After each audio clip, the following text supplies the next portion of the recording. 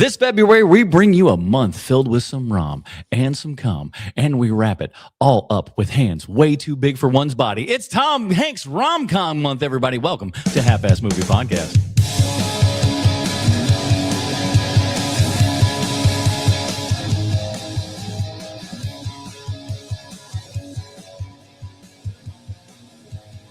Welcome back, you dirty babies. It's time for another Half-Ass Movie Podcast, a show where we put together a half-ass theme as an excuse to watch movies. My name is Adam Portress, and joining me today, his nickname in high school was Slimy Cherries, Sweet Sean Kovacs from the internet. I'm really a nice guy. If I had friends, you could ask them. And he's adjusting his seashell bra right now, Bruce Leslie. Oh, man, I love a girl who can throw down some lobster. Well, welcome back to HMP, everybody. This month, we are talking Tom Hanks romantic comedies in order, and we are starting it off with the everyman role that launched him into the stratosphere, and director Ron Howard in a big bad way as well. We're talking Splash from 1984. I'm excited because like all the movies that we have are like the early Tom Hanks rom-coms and stuff like that, and guess what, kids? They're all flipping amazing. Rom-toms, if you will. Oh, shoot. I totally forgot. We'd even Tom-com rom-coms? No, rom-tom. I like that. Listen, we'll figure it out by the end of the month. I'm more than positive. We don't need to workshop it. Rom-toms is perfect. I don't know. It's right there. Either you guys, can you put that image up on the big, like, front and center? The movie poster image. Mm-hmm. You notice that his hands look unusually large there? Just a little bit. And I get it now. I never got it until I saw that movie poster, but yeah, now I get it with the hands. Sometimes there's, things are a little bit different, and you Did you make that, Adam, or is that like an actual? The weirdest part is like, I'm sure there's a majority of people on here right now that are just going, this is a bit, this is something that they cooked up. No. This is Bruce Leslie, everybody. This is what it's been like with him for the last decade. Okay. So I just want to let you know that we're used to this at this point. And I thought that was the official movie poster or something. You just put the HMP thing on it. I'll say this. We might have a recurring theme this month with some of the art. Who knows what might happen, we'll get into all of that. We got tons of stuff to go, and we're gonna have a good time to do it. But before we jump into that, we do want to remind people that the show you're listening to right now, if you're listening to it in podcast form, is also a live stream over on YouTube every Sunday evening at 8 p.m. Eastern. Swing on by, say hello in the chat, be one of those excellent dirty babies in there. Hit that like and subscribe button because we've been doing well. The month of January, fantastic for HMP. We're definitely over last month's stuff, so we keep getting bigger and bigger, growing and growing. It's a very good time, and we want to thank all of you for your love and support over these many years. It's really appreciated. And if you really love us, why don't you drop one of these? Damn it. Portress Bucks. There it is. Portress Bucks, aka a super chat there over on YouTube, and we'll talk about you and praise you and give you all the love in the world. You guys know how all that good stuff works. So do that. Get on that hype train. And why don't you check out TikTok Trash Tuesday, also live on YouTube Tuesday evenings, 8 p.m. as well, where I go to movie TikTok. I pull out all those movie TikToks and I make fun of a whole bunch of people on the internet, as is my want. That's what I do. It's what I'm good at, and I can't help it. I just like making fun of other people, and actually we do learn a lot of good stuff on there as well. So check out TikTok Trash Tuesday. All the links are in the show notes. Thank you guys so much. We really appreciate you. And stick around after the show if you are on the live stream for the Dinger Zone that you're able to get over at patreon.com/HMP. This week's Dinger Zone, we are talking the top 5 Catherine O'Hara movies because she has passed away. She had like a disease of some little, like a secret thing. I forget. I should have written it. Undisclosed. Yeah, she had reversus in situ, like all of her organs were reversed. And I'm not making that up. She, like, her heart was on the right instead of the left, her liver was on the left instead of the right. Yeah, it's a thing. But she has passed. But we're very sad as it is. But we are going to launch into her top 5 films that we love and just celebrate, man. Celebrate the life that we had and the great moments that we've had on film forever. Because boy, oh boy, did that lady bring a lot of charm and fun into life and into the movies that she was in. So I'm very excited to talk about all that. I mean, we even got Eugene Levy in this movie this week, man. We got a good Dinger Zone coming up for you. So stick around in the stream after that, or head on over to patreon.com/HMP. patreon.com/HMP. Join up at any level. We really appreciate that. Love you, everybody.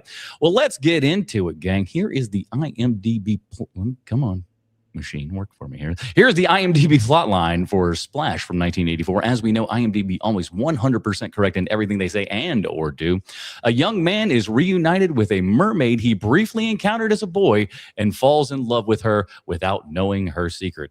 This is written by Lowell Gantz and Babalu Mandrell, which, honest to God, is an actual name. And a great writer. He's a great writer. He is, because these two boys worked on such films as Parenthood, City Slickers, Of League of Their Own, and Multiplicity, based on a story by, also with the screenplay by Bruce J. Friedman, who did Stir Crazy and Dr. Detroit. And he also came up with the story alongside Brian Grazer, whose idea this whole thing was, apparently. I think that's an interesting bit. Directed by Ron Howard. Get ripped. You know him from Solo, a Star Wars film, obviously. This is starring Tom Hanks, Daryl Hannah, John Candy, and Eugene Levy. I think this is a classic film as far as I'm concerned. Yeah, oh, definitely, man. I did you see this in the theater, Sean? No. I'll tell you how I saw it, if it's okay. Is this a bad time to tell this story, Adam? Oh, rock on. So I saw this in the movie theater on a class trip. Like 4th, 5th, and 6th graders went to see the Orlando Brown House in Frankfort, Kentucky. And on the way back, we stopped at a mall in Lexington, and we all got to see one movie together. And it was this. And times were different then. I don't know that you take school kids, like elementary age school kids, to see this movie today. To see some naked butts. It's a PG rated film, everybody. Do remember that, and that if you do have the young ones around, perhaps they might not want to see some butt and boob, as it were, but we'll get into all that. Hold on real fast here. Give me a half second. Fortress. We're off to a good route here right off the bat. MVD says the MS33K guys used to have a website called Timmy Big Hands. That's great. So I'm just gonna throw out the stick of sweaty dynamite. So here's the thing I noticed about Splash, like, because I hadn't seen this movie in a million years. Like, probably the last time I saw this was like the 80s was the last time I saw this movie. This is not something that I kept going back to. I want to say this about this movie. So in the 80s and 90s, there used to be a thing where they're gonna tell you a story, they're gonna show you a trailer for what the movie looks like, and what you go to see is what is on screen, right? Like there's no we got you. It's not like that. There's no other thing they're trying to tell you with the movie either. Like, this is about a boy who falls in love with a mermaid. Like, there you go. Like, see, but what's the deeper meaning, though? And that's what I mean. Like, this is what this movie is. So, like, look, you can love this movie. It's okay to love a movie. I think this movie is just fine. It's just fine, right?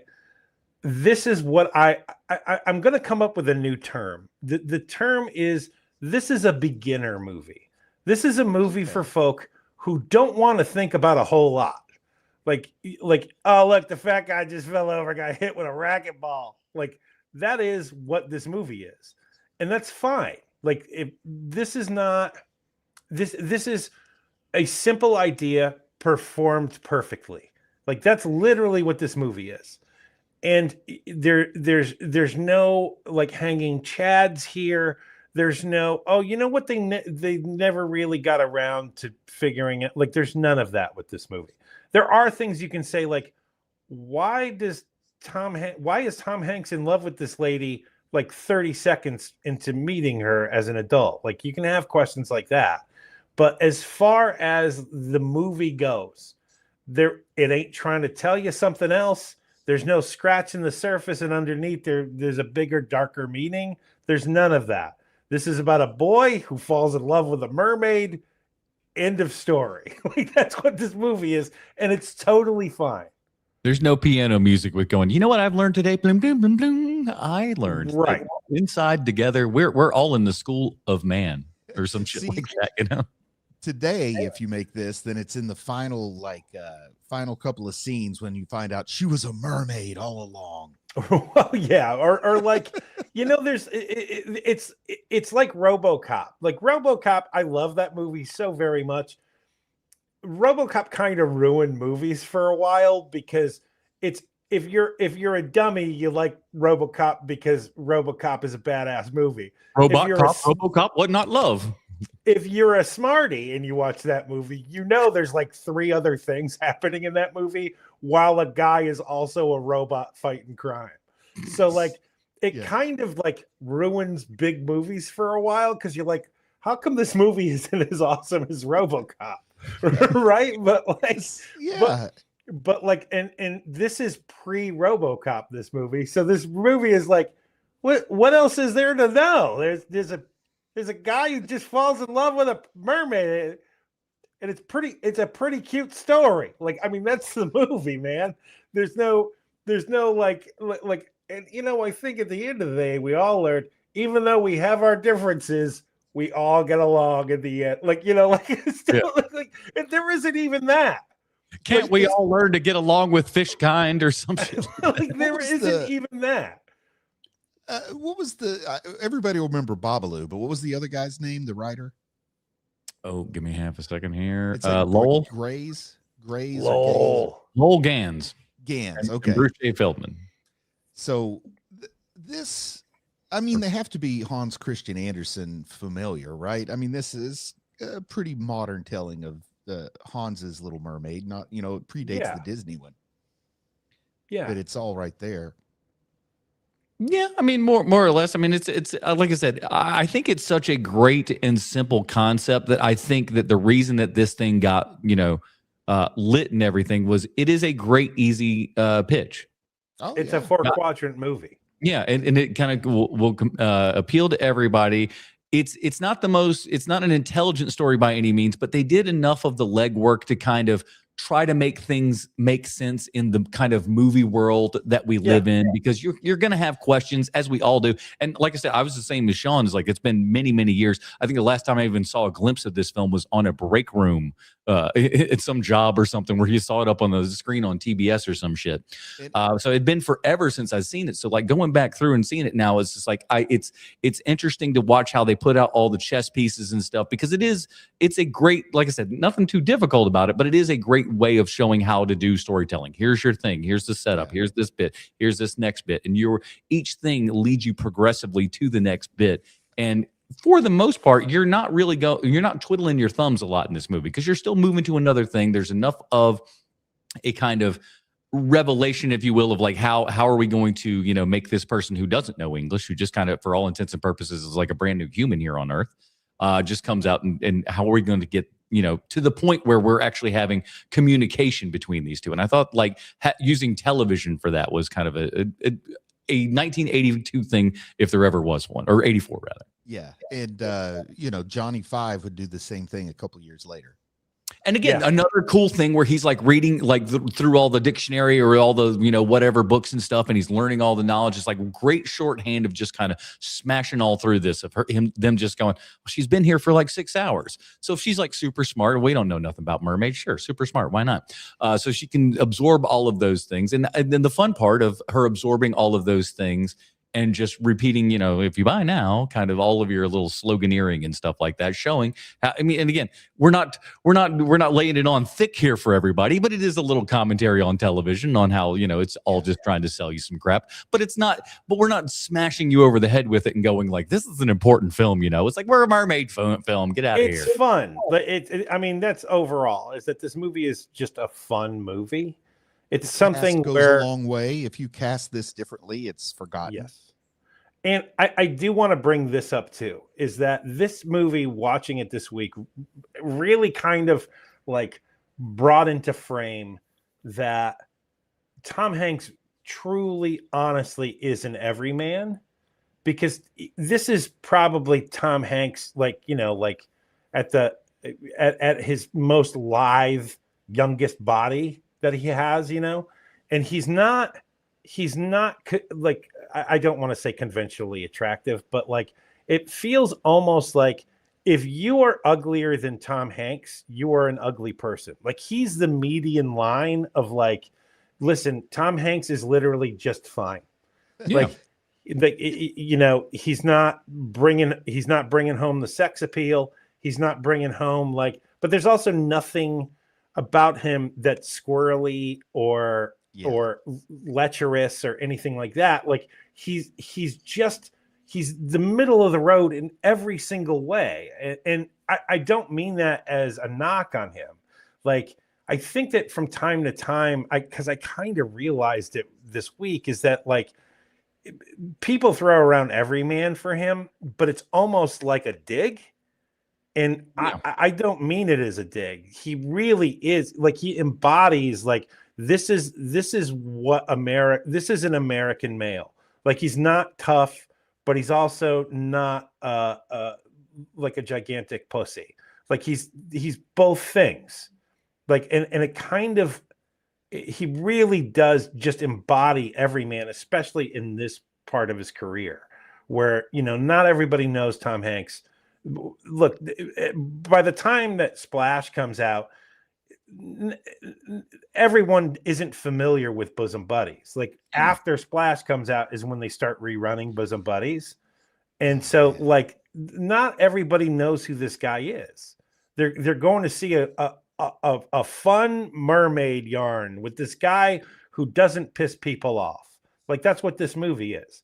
And they nail it with that. And they also kind of figure out, like, I watched Tom Hanks in an interview talk about Splash, and he had just come off of a sitcom and he hadn't worked in a while.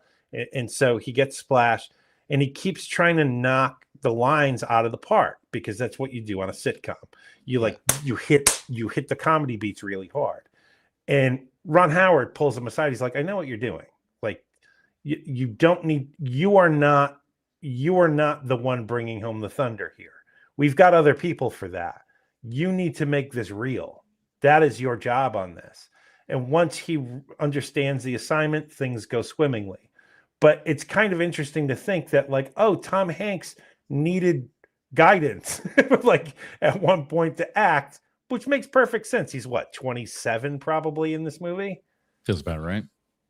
I like it. Like, Tom Hanks to me is kind of that he's the inheritor of the everyman from I wrote it down and I can't even read my own stupid handwriting. Jimmy Stewart.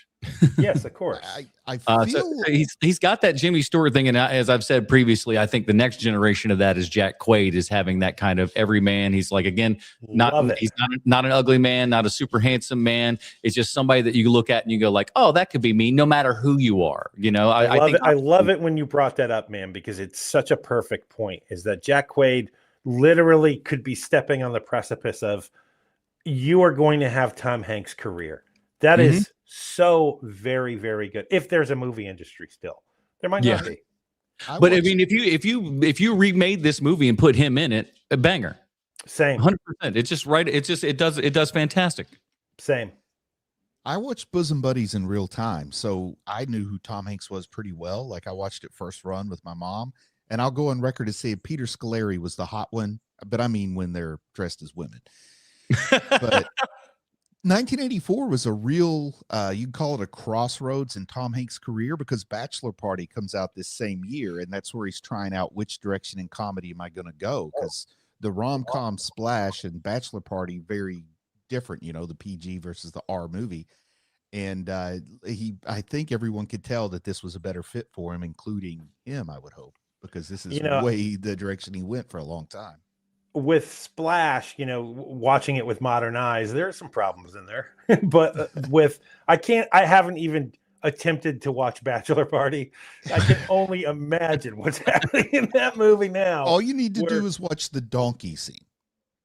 Well, I know the donkey scene. I've seen the movie too. Yeah, I've seen the movie. But like, what I'm saying is now, with modern eyes, there's going to be a lot of things where you're like, oh no, when things are happening in that movie. That would normally be a crime that we would report. Right, exactly. Also, I kind of got a nice like feeling of the before times. Like, I think about the historical significance when they're walking in New York, they're on Madison Avenue, and she says she wants her name to be Madison, and he says that's not a name. But as Right. we got older, you couldn't throw a stick without hitting a Madison. Oh my God. I sat there just like, wow, this is the movie that started that one, because it makes sense. This movie is responsible for it. Yeah. This movie is responsible for that. Every Madison I've met's exactly 10 years younger than me, or 11. I was like, wow, that's pretty interesting. That gets the twilight of its day for what Bella. Yeah, you'll not find a 50-plus-year-old Madison. That's crazy. That's cool though. So we are very pro John Candy on this show, right? Yes. Fellas, what do you think of John Candy's character in this movie? I think the character is entertaining, personally, although I don't think he's a good person. I think he's entertaining for what comedy was in 1984, and I think he brings the candy to it, so I enjoy it. I even as a kid, the one thing I took home from this was always carry a pocket full of change if you're around sundresses. Yeah, I think it is that kind of yeah, I agree, Bruce. I think he's meant to kind of be a bit of a dirt bag, but that's but a lovable dirt bag. I don't think anyone can pull this off like John Candy does. Oh no, it turns lecherous if it's somebody else. I think that there is a magic to that man that even when he's playing a very, very despicable character like Tom Hanks' brother in this movie, there are so many moments where you're just like, well, if that's played by like Curtis Armstrong, this is a totally different movie.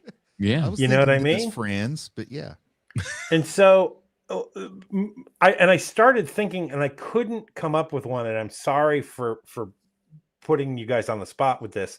Is this the last major studio movie where there is a hilarious, good-natured sex pest? Ooh, a fat sex pest.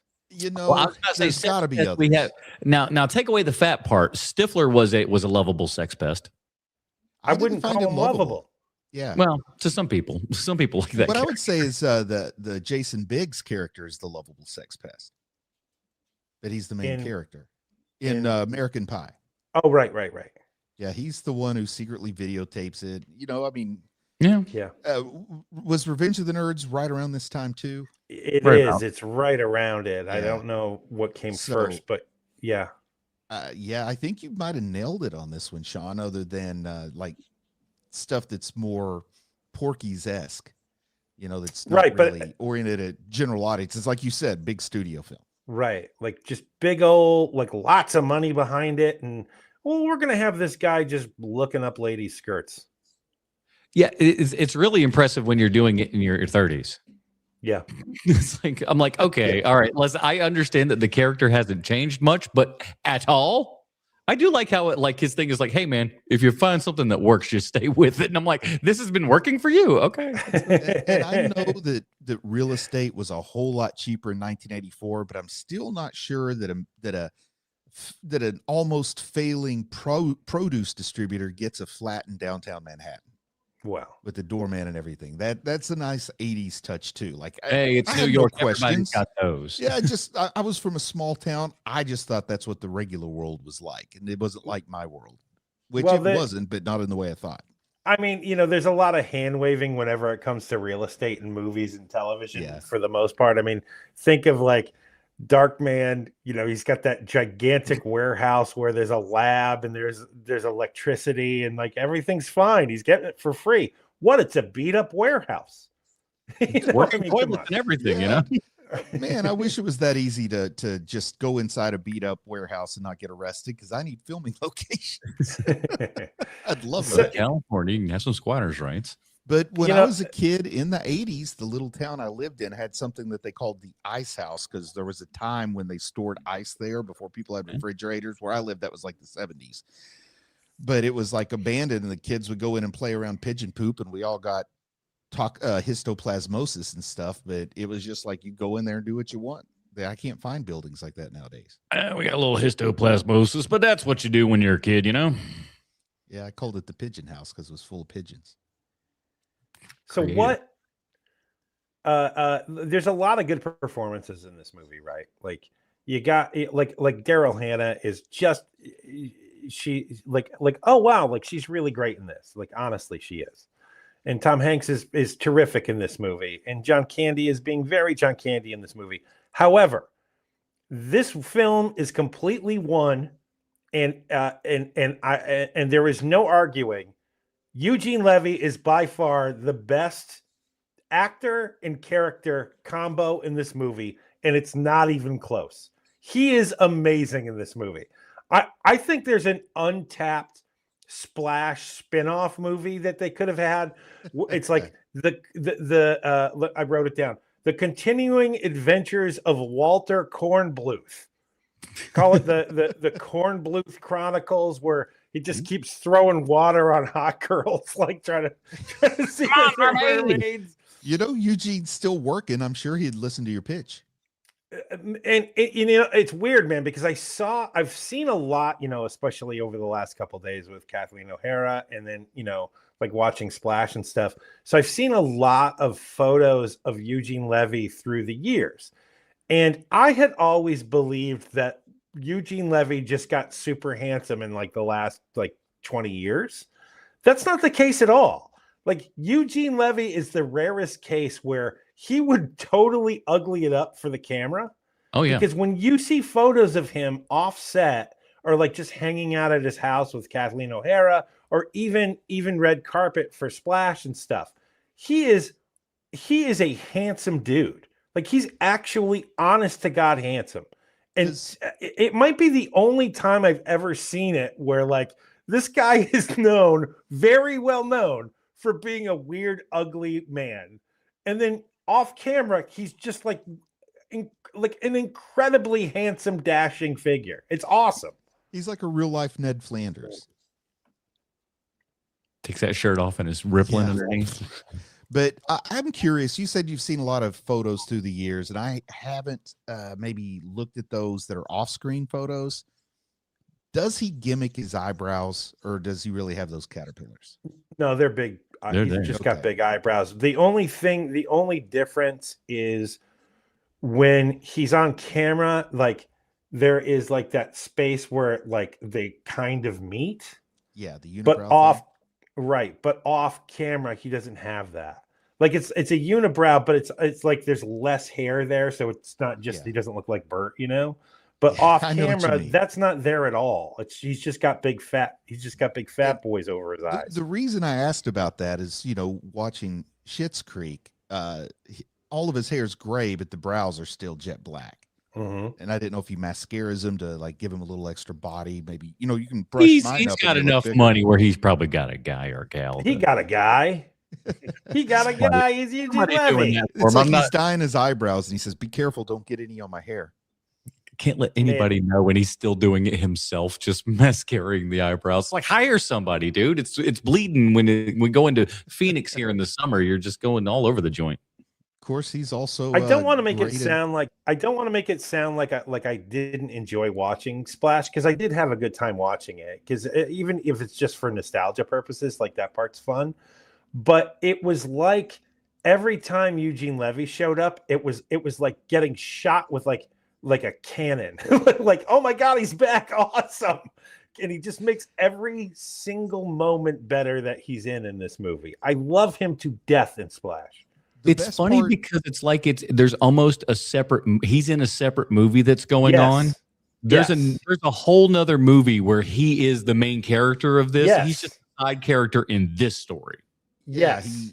At times it felt to me like he's making a spoof of this movie while everybody else is making this movie almost. And I don't mean that in a negative way, but it's like he's a little more self-aware of what movie is being made. I mean, it's got a talking mermaid in it. You don't play this like Hamlet. But here's my favorite thing about when I watched this movie yesterday. I hadn't seen it in 40 years. I remembered the first act almost beat for beat and not much after that. And the biggest treat was I did not remember Eugene Levy, because back then I probably didn't know who Eugene Levy was. So I didn't make that connection at that age. Another question though about the cast I want to ask you guys. Real fast on Levy, just before we leave that. My favorite part from him is like, because as wacky as he's playing this whole thing, and it's really great that he's playing it wacky, it super works. But the moment of realization when he takes off his glasses and that real ass moment that he has there looking at her going, what have I done? That is a real ass moment that Eugene Levy is going, I'm going to take away this comedy for a second, and you're going to see the real humanity of this character real fast. Like, it went back to funny and comedy because that's what everything called for. But he had a very genuine moment right there, and I thought that was great. Really a great touch from him and Ron Howard, just coming together to put that.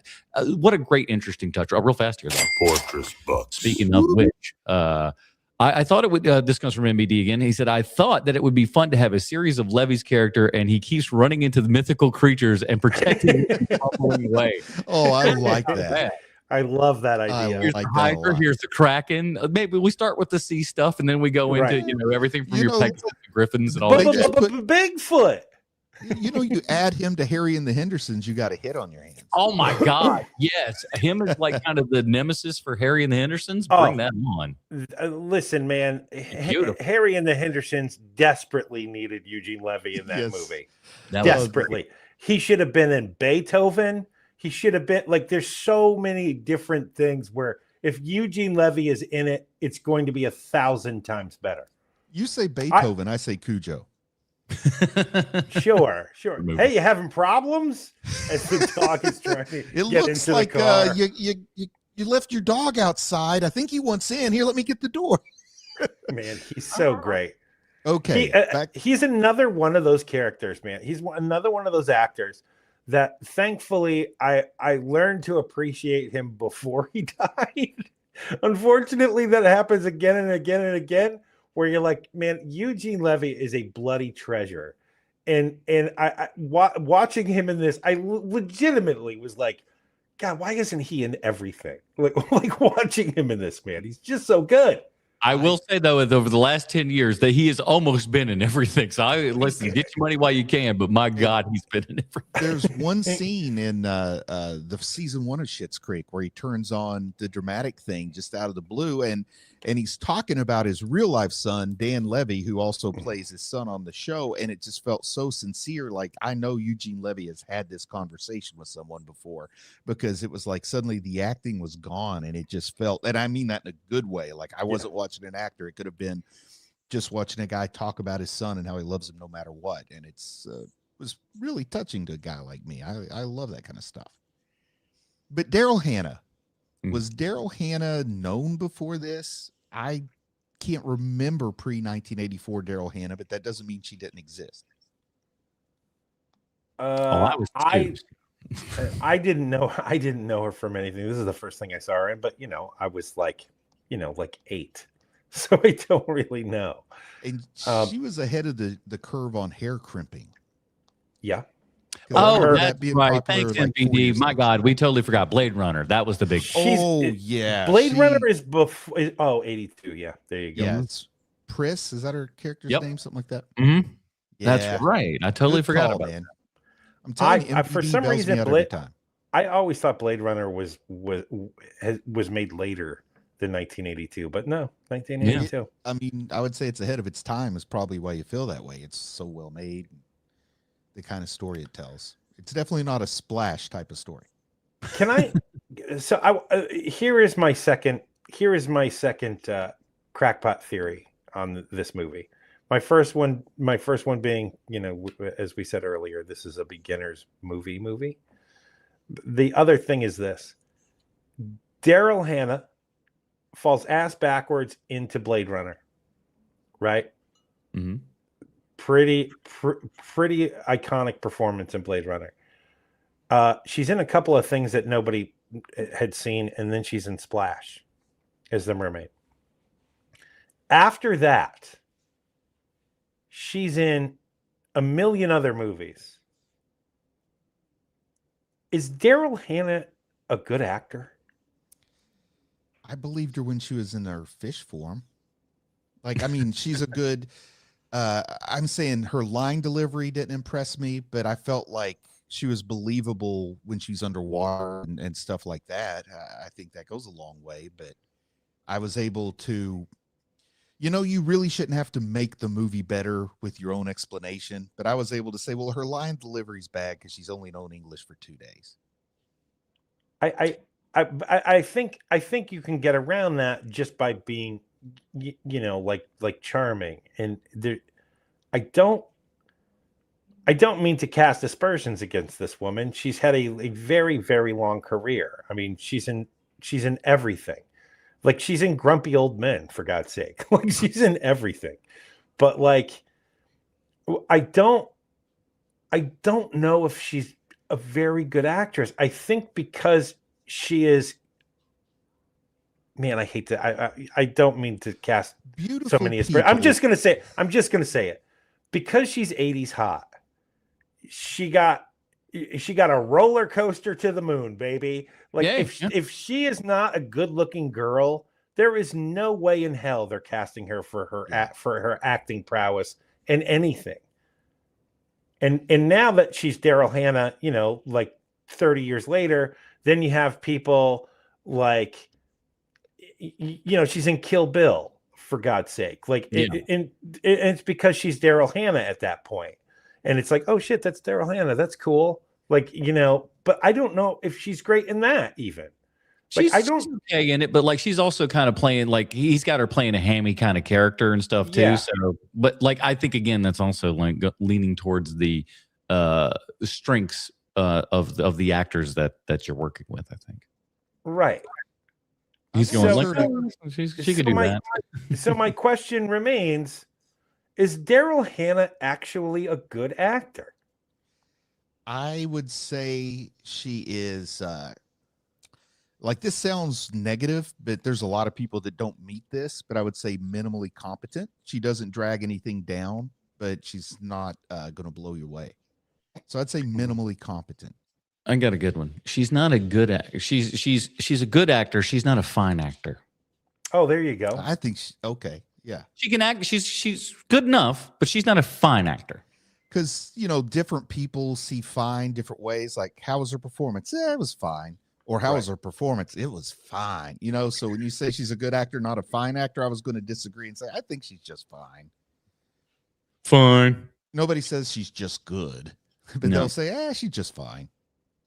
But fine, I get it from what you're saying. Yeah. The mermaid stuff. Let's talk about some of the mermaid stuff, because I got to be honest, again, one of those things where it's been a long time since I watched it. I didn't realize how much stuff we had underwater and how good it looked. Yeah. Very good looking stuff for mermaid things that, like, back in the day when we ain't got CGI, they were like, throw some motherfuckers in a tank and that's it. What I was most impressed with was when, like, the skin and the scales were flaking off, because you've probably seen people who don't take care of their fish tanks and that happens. That was pretty impressive to me. That's not what you expect in 1984 in a rom-com. No, definitely not. Water kind of getting all cloudy and stuff, and being able to have that light come through. I'm like, Ron Howard put up a pretty looking film here. Yeah. Have we had since Splash, have we had any noteworthy live action mermaid movies? I don't think so. It seems like a genre that's strangely ignored, maybe just because the animated became such a classic. Nobody wanted to follow in those footsteps, but even Disney hasn't done the live action remake treatment for that. So this, yeah, they have. Oh, they did. Oh, I'm glad I didn't watch. You don't remember Black Ariel controversy? No, man. Was it during COVID or something? It was a little bit before that, but okay, yeah, I was not on my radar. That's the only one I'm looking at. A whole, like, so you had mermaids with what's her nut? But they're not actually mermaids. Yeah, exactly. That's like that's the closest I'm looking to anything, because everything else is either that or Disney or Aquaman or some crap like that. So I'm gonna say no. I stopped watching the Pirates of the Caribbean movies after like the second or third one. There's got to be mermaids in that, right? I don't think so. They got a squid head guy, but I don't remember mermaids. I stopped watching halfway through the first film. People hate me on that. I was just like, I don't want to watch this. This isn't what I wanted. I don't know. It didn't hit me. I should probably go back and try again. But I think I actually bought a ticket to the fourth one and realized I shouldn't have. Like, what part of my life made me think I would enjoy this? But I did it anyway. The Jokers are long too, ain't they? Yeah. Guys, we're forgetting about 1988. There is a very big mermaid movie that comes out. It's 1988. A little TV movie called Splash, TOO.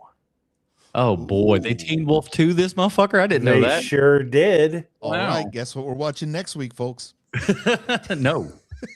Yeah, when are we doing Todd Waring month? Oh man. Oh, Because boy, that's that'll who be a short plays month. the lead in that, Todd Waring.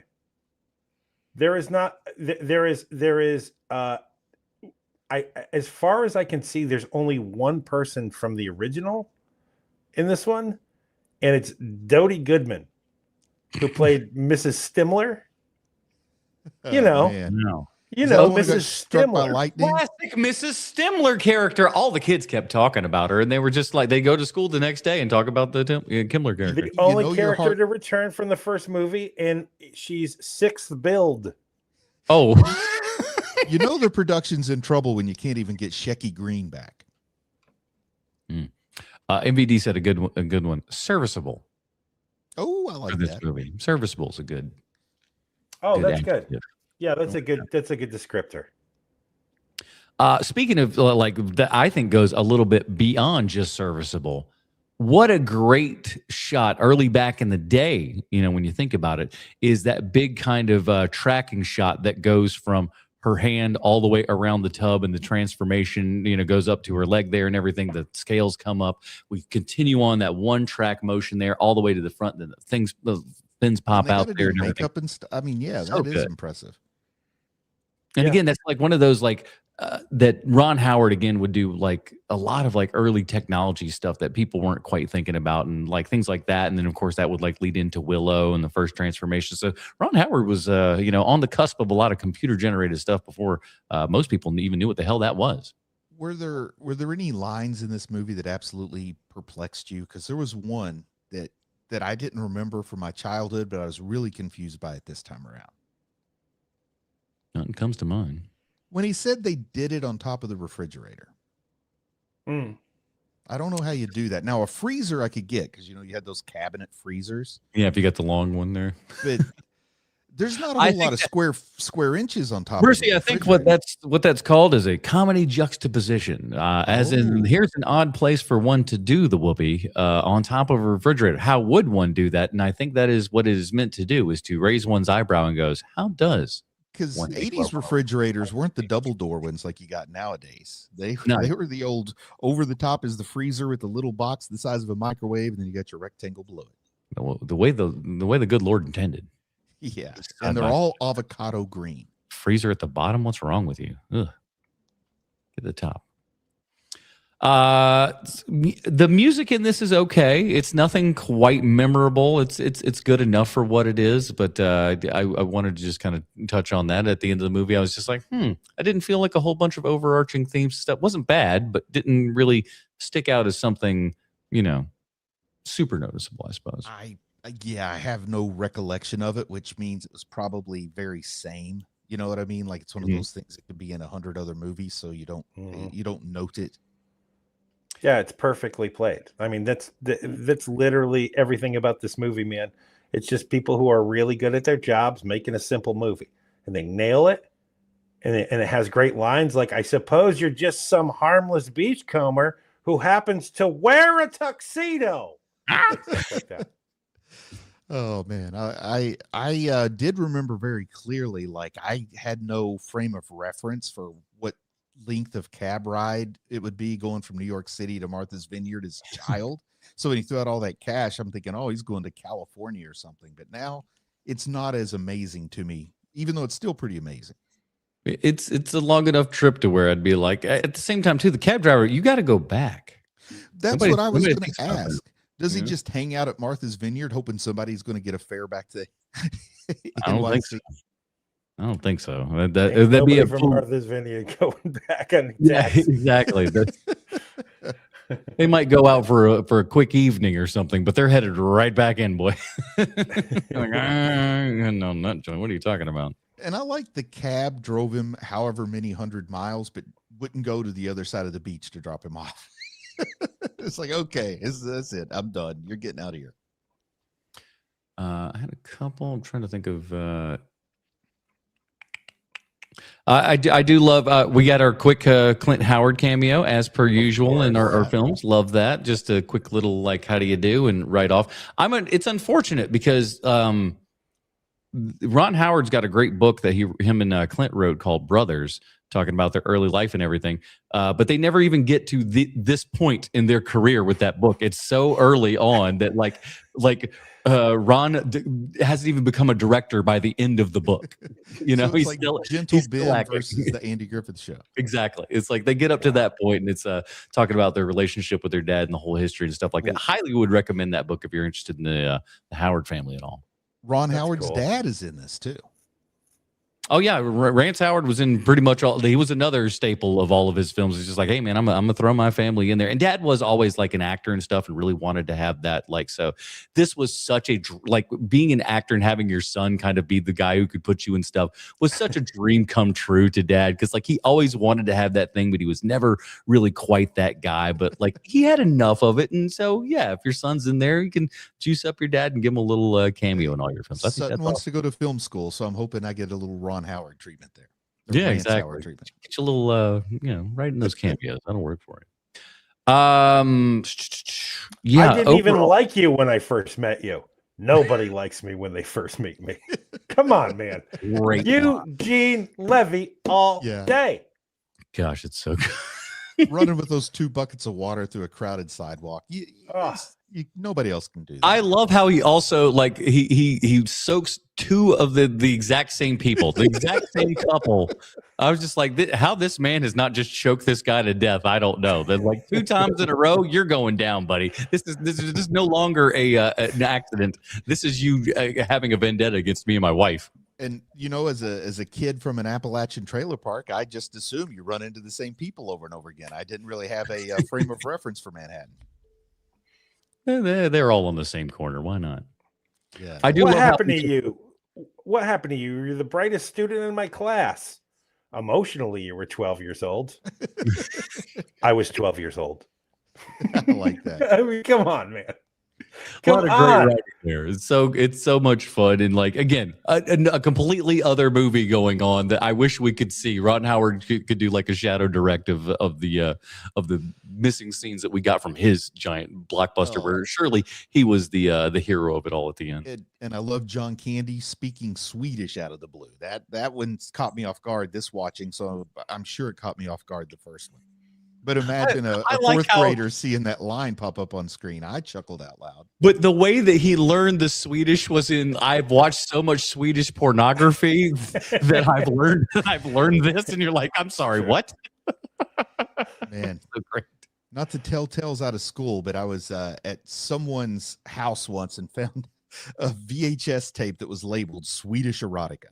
And I thought it was just a movie. I didn't realize it was a whole genre at the time. That's a massage video is what that is. That's how they always kind of like, okay, sure, pal.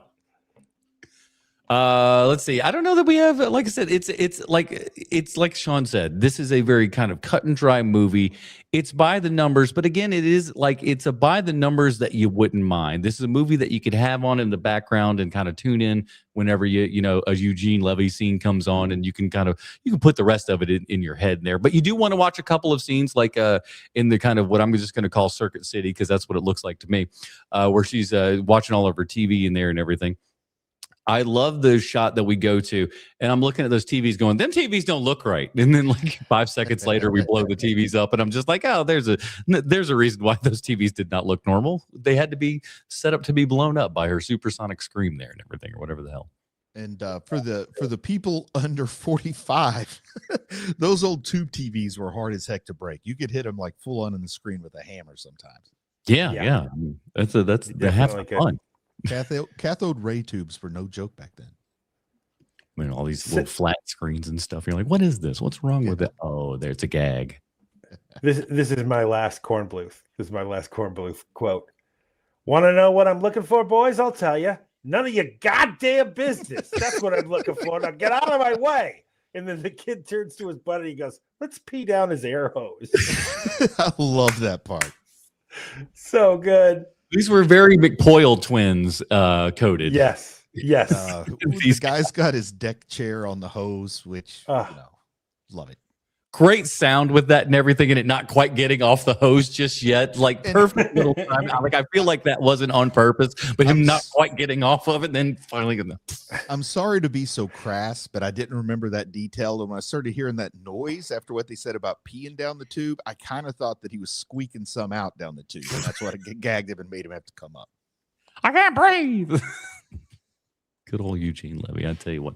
I think the most fantastical part of all of this movie is not the fact that we've got a mermaid. It's the fact that we fooled a guard thinking that they were carrying John Candy out in that blanket.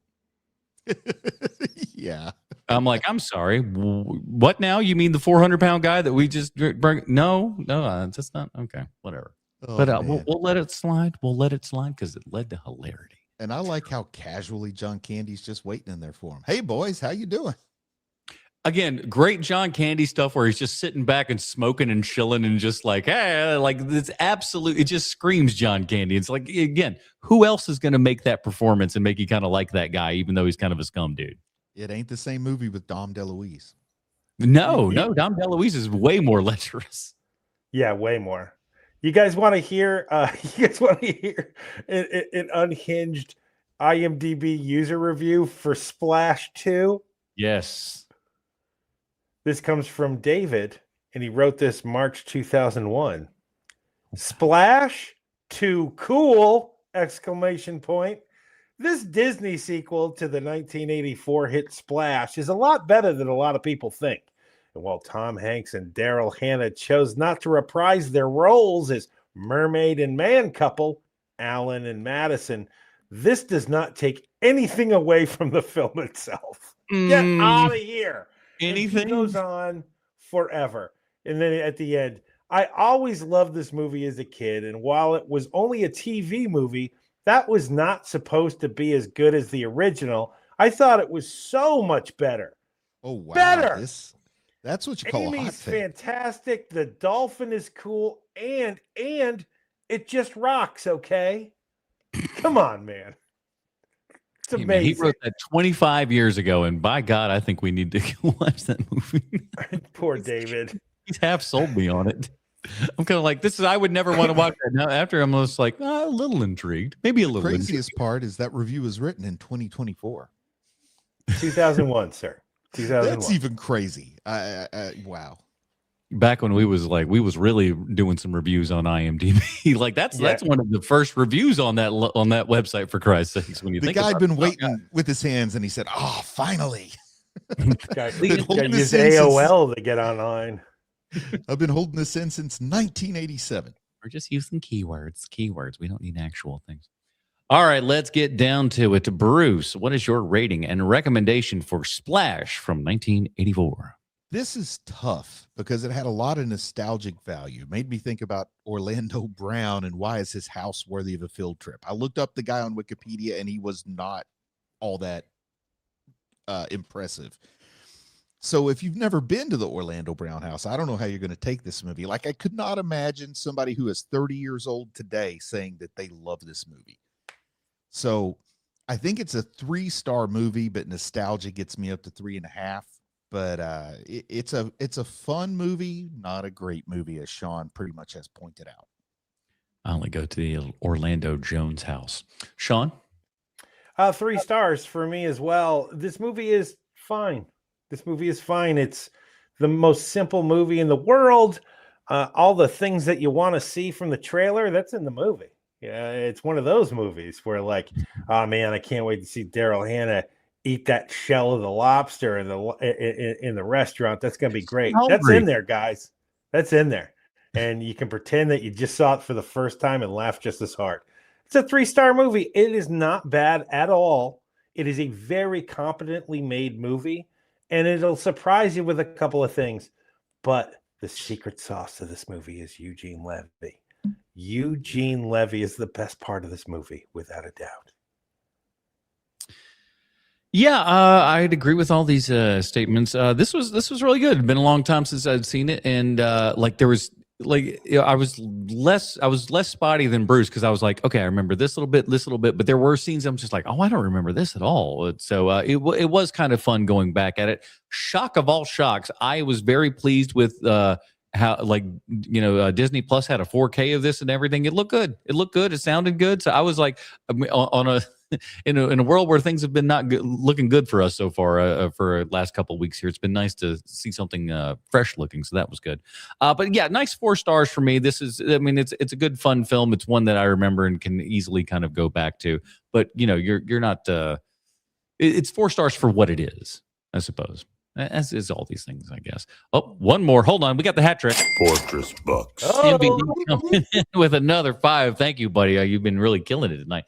An early script has Alan turning into a merman at the end. Is that a good thing that they didn't do that? Because it really felt like we were setting up, for that. But like, I mean, do we not kind of assume that, I suppose, at the end? I'd be all for it if it was the Masters of the Universe version of Merman with the hyphen in it. The little gills on Holy the side. shit. Yeah, that guy. Holy shit. I totally forgot about the conspiracy theory I read online about this movie. It's not my own thought. It's really good, which is that at the end of the movie, because how Alan can't swim throughout the movie, and that's a reoccurring thing that happens with him. At the end of the movie, Alan jumps into the water and doesn't breathe. He just starts. He's just able to swim with that mermaid, and he's swimming without any issue at all. He's able to swim now. Is Alan dead at the end of Splash? Very well. And I was like, that is a great dumb idea. That's a great dumb idea. I thought you were going to say that it's actually Eugene Levy after plastic surgery. a little stretch there. I do like that. He's dead though. That's not bad. And because it's not bad. This whole like the mermaid world and all that kind of good stuff, and he's going to live out the rest of his life in Merland and stuff like that. Of course he's dead. That's not bad. I love it. Maybe he drowned as a child, and this was his vision of the future. That's kind of like his heaven or something like that. That's not bad. Like no mermaid saved him when he fell off the boat as a child. That was it. And all of this is his death fantasy. He ain't real. He dead. He dead now. This was the Sixth Sense, and you said it didn't have a twist ending. Hey, we're twisting and turning all over the place here, and we're going to twist the night away yet again next week when we're covering our next Tom Hanks film, Big. That's right, everybody. Is that Penny Marshall? I'm trying to think in my brain. Yeah. Okay, I couldn't remember which one we were looking at here because I was just like, is she in that one? Oh shoot! Hold on, I accidentally opened up something in another tab and it decided to jump on the air. But yeah, so we'll be covering Big next week here. Get your piano shoes out, everybody. Bruce, until next week, when can we find more of your work on the internet? I say just go to I don't know, does Tom Hanks have a YouTube channel? Just look for Tom Hanks on YouTube because I don't have any real new thing coming up until probably next month. He got something cooking. Sean? Oh, you can find me everywhere. I have the best publicist in the world. And just look up and you'll see my face on something. Are you at a grocery store? Check out the little papers that are there and everything. See Sweet Sean's face right on top of it. Just goes, this man escaped from prison. Man, I went to Target and The Rock has like a line of like men's health like toiletries now. And I'm like, I cannot think of anything that I would want to buy less than something where The Rock is getting even more money. Doesn't he have shampoo though? And I'm just He does. He does. It's like shampoo, and there's like some sort of like shave butter, and like I'm like, get out of here, man.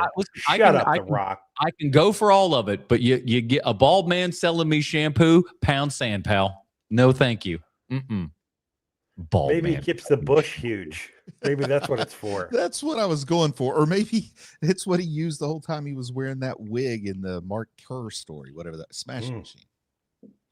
Man, I can't believe he didn't get Oscar nominated for that movie. Isn't that shocking? Is that really surprising? It's politics, man. It's all politics. Man, it really is. It really is. Everybody knows that Vin Diesel runs the Academy, so he's who blocked him out. He should have won something for that because he is so good in that movie, right? He's the best. It right? did get nominated for hair and makeup. You forgot it was The Rock the entire time, but we won't forget about you, everybody. That will do it for this episode of Half-Ass Movie Podcast. Next week, like I said, we are checking out our Tom Hanks rom-coms in order, continuing big from 1988 for Sweet Chance to Go Back from the United Bruce Leslie. I'm Adam Porter, reminding you to get out there and watch some movies, you dirty babies. Oh, sorry.